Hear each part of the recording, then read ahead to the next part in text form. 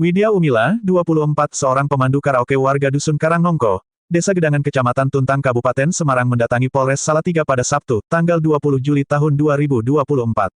Kedatangannya untuk melaporkan dugaan penganiayaan yang menimpanya.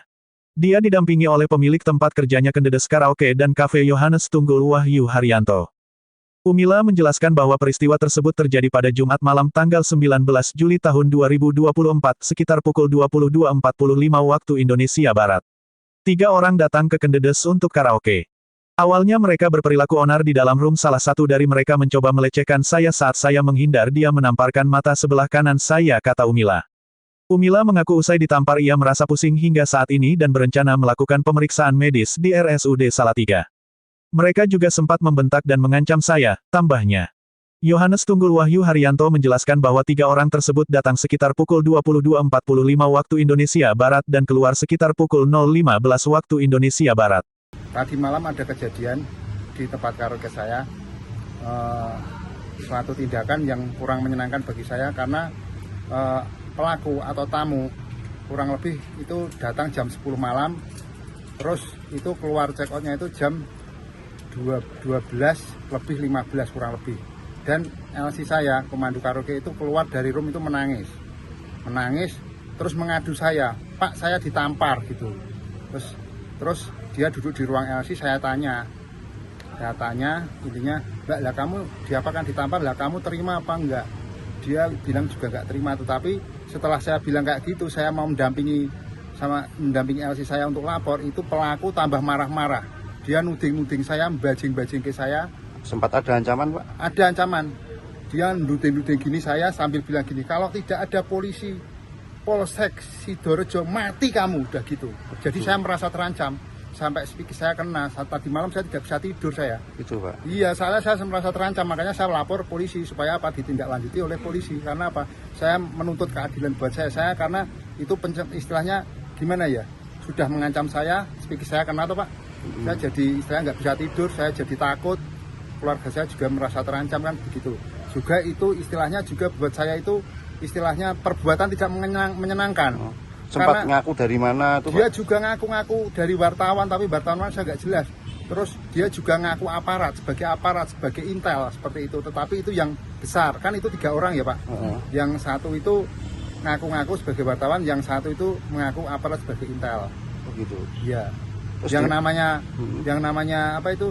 Panji itu ngaku sebagai wartawan, terus temannya yang Panji yang besar itu ngaku-ngaku sebagai intel. Intinya seperti itu, Pak.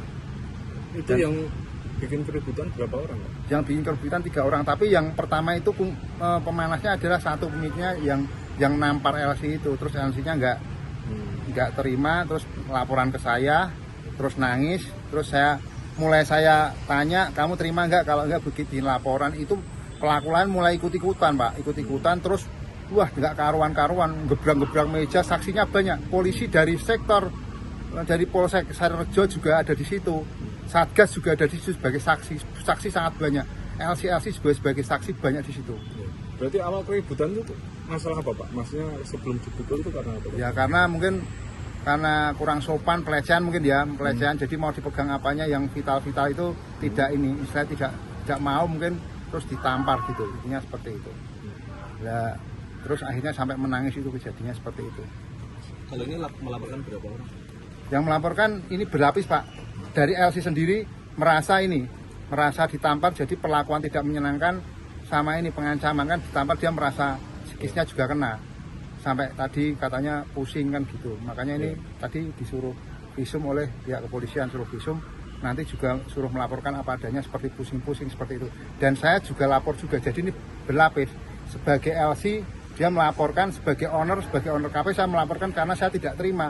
Saya dituding-tuding gitu, dibajing-bajing, diasok-asok, saya nggak terima. Dan saya diancam juga. Mau dibunuh itu? Mau dibunuh. Jadi intinya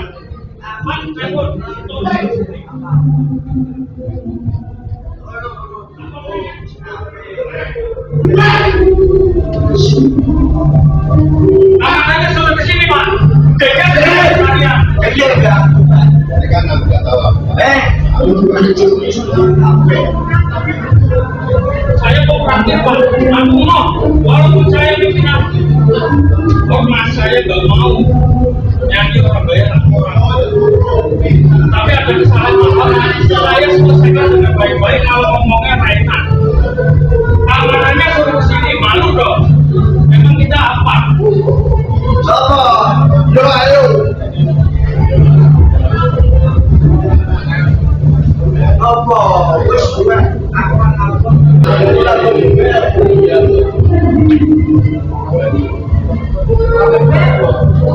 Amanahnya bos saya sampai sini.